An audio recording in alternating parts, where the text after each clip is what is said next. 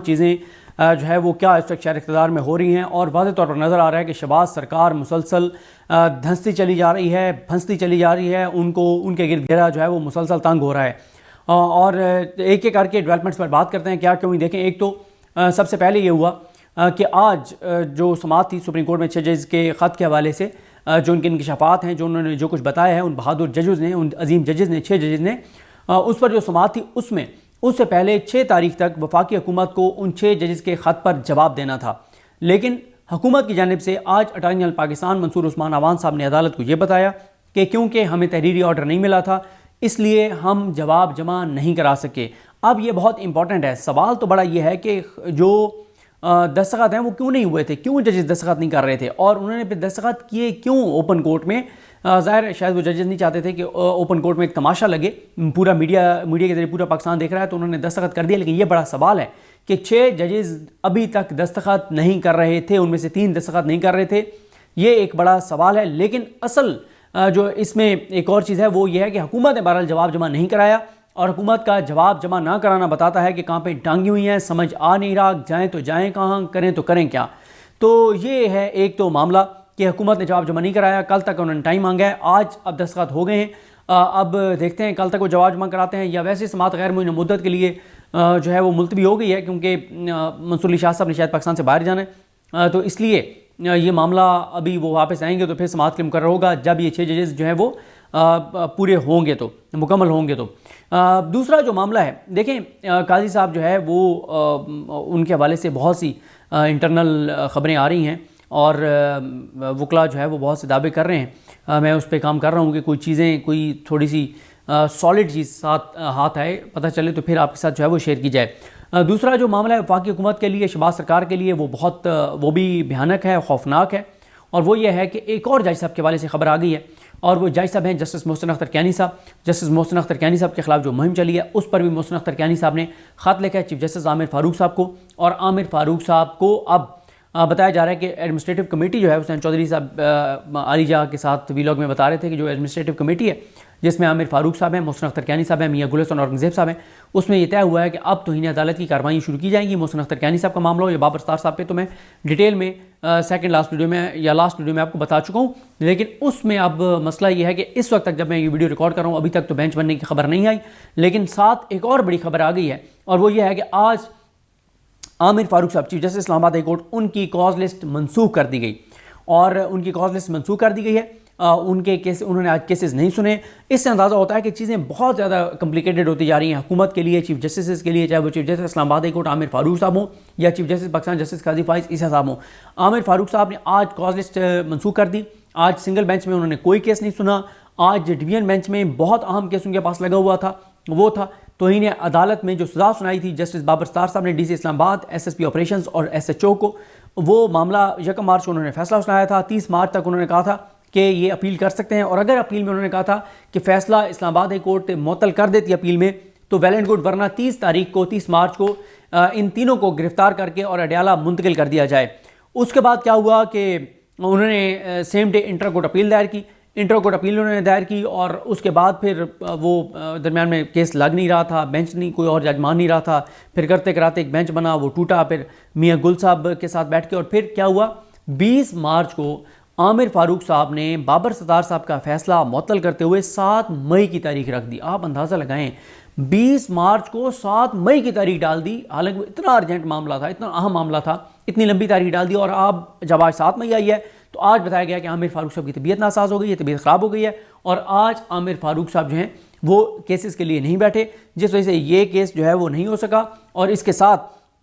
ایک اور کیس آج نہیں ہو سکا، وہ بھی بڑا اہم کیس تھا، اور اس پہ میں نے تو اس پہ زیادہ بات نہیں کی۔ ایک دن مجھے عمران ریاض خان صاحب اس کیس کے بارے میں بڑی تفصیل سے بتا رہے تھے، اور پھر متی اللہ جان صاحب نے بھی اس کے اوپر ایک وی لاگ کیا ہے۔ یہ اب حسین چودھری صاحب نے جو ٹویٹ کیا اس میں انہوں نے بتایا کہ انصاف کا قتل عام،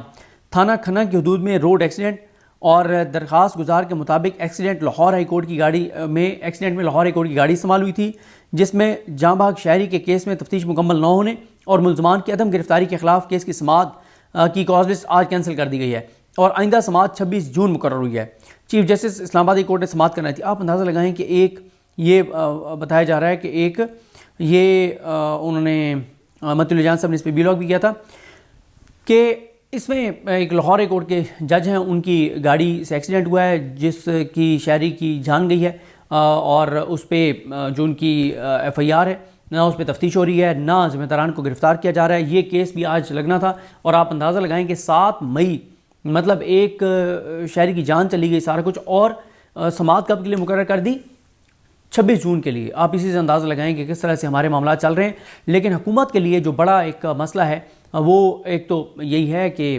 مطلب آپ اسلام آباد کورٹ میں اگر 2 توہین عدالت کی کاروائیاں شروع ہوتی ہیں تو یہ میں بڑی تفصیل کے ساتھ بتا چکا ہوں کہ پاکستان کی 77 سالہ تاریخ میں، عدالتی تاریخ میں یہ پہلی مرتبہ ہوگا کہ کسی جج کی اس طرح سے کانفیڈینشیل انفارمیشن، ذاتی انفارمیشن جو سرکاری اداروں کے پاس ہے، ریاستی اداروں کے پاس ہے، اس کو لیک کرنے پر توہین عدالت کی کارروائی شروع ہوگی۔ پھر کیا ہوگا، بینچ کون ہوگا، یہ ساری چیزیں جو ہے وہ دیکھنے والی ہوں گی۔ اور ساتھ ہی اس میں جو اب باقی معاملات آپ کے سامنے ہیں کہ کاز لسٹ آج منسوخ ہو گئی ہے، عامر فاروق صاحب بیٹھے نہیں ہیں، اور ڈی سی اسلام آباد والا کیس بھی نہیں ہوا، حالانکہ بہت امپورٹنٹ تھا، اور میاں گل حسن اورنگزیب صاحب نے کہا تھا کہ ہم اگلی سماعت تک صرف یہ فیصلہ معطل کر رہے ہیں، اور اگلی سماعت آج تھی جو کہ عامر فاروق صاحب کی طبیعت ناسازی